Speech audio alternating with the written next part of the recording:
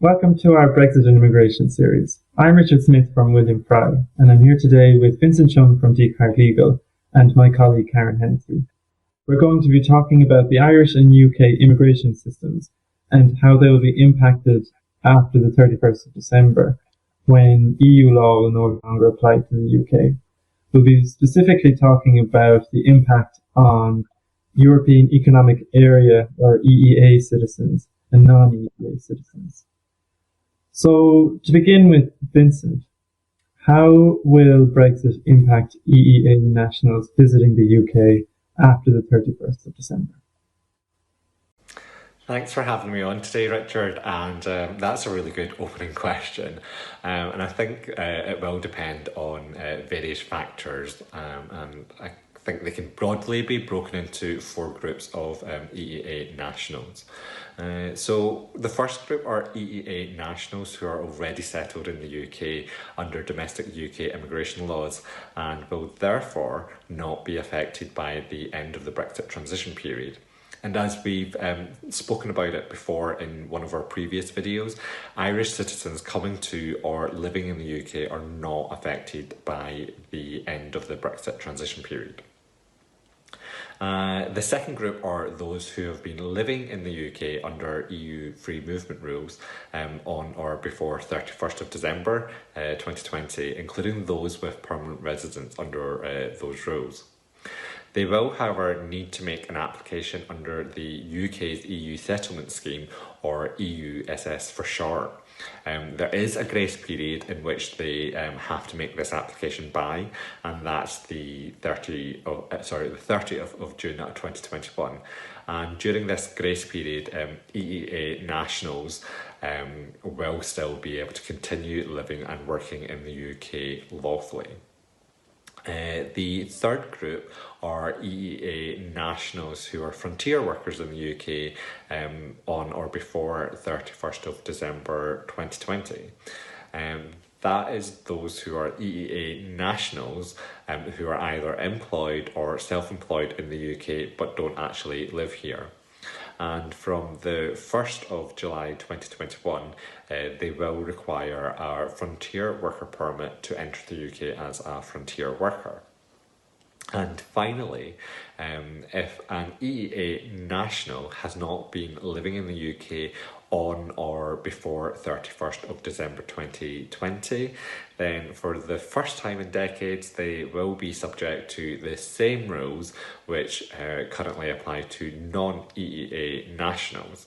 And for the rest of this video, where I refer to EEA nationals from a UK perspective, I mean this fourth group.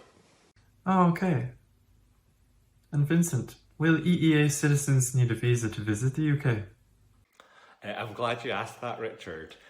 Well, no, they will be considered non-visa nationals, just like Americans and Australians, for example, and so they can come to the UK without a visit visa for up to 6 months. It's not possible, however, for them to work in the UK as a visitor, and the rules are quite strict. However, it is possible to carry out general business activities, for example, to attend meetings or to negotiate and sign deals and contracts. It is also possible for them to carry out some intra-corporate activities, such as advising and consulting on a specific internal project with UK employees of the same corporate group. And Karen, what's the situation with EEA and non-EEA citizens travelling to and working in Ireland then? Well, as you know, under the EU's free movement of workers principle, EEA nationals do not need to seek any form of immigration permission in order to work and reside in Ireland. Non-EEA nationals can be classified into two categories: those who are visa required, in which case they must generally apply for and obtain an Irish visa prior to travel to Ireland, and those who are non-visa required, who do not need to obtain an Irish entry visa prior to travel. Other than that differentiation, and at a very high level, the following general rules apply to all non-EEA nationals coming to Ireland. Permission can be sought at the port of entry in Ireland for travellers intending to come for up to 14 days to work, or for up to 90 days for the purposes of business and tourism.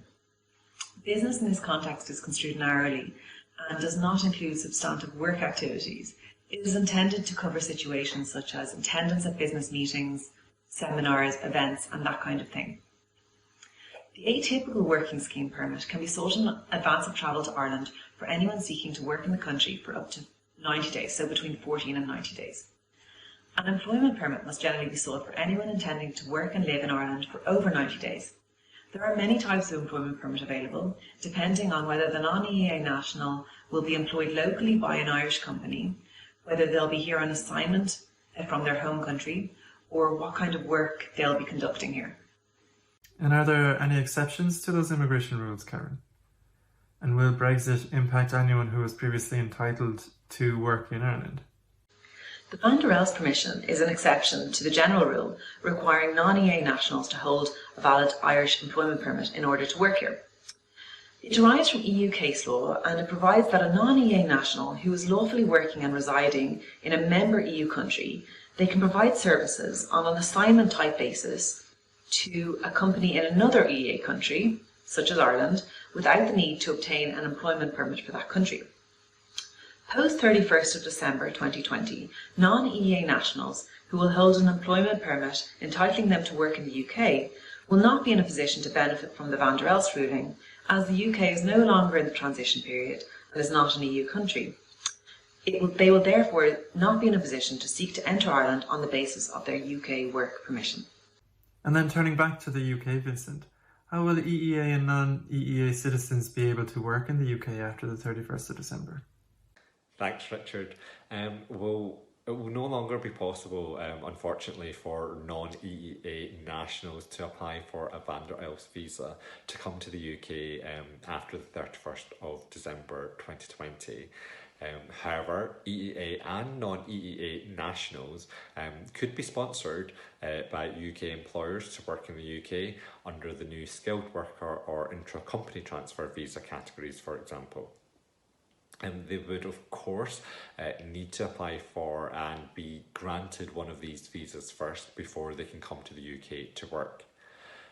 Very briefly, the skilled worker route can be used to fill approved jobs at A-level and equivalent or above, and skilled workers will normally need to be paid a minimum salary of around £25,600 gross per annum, and prospective workers will need to meet the English language requirement.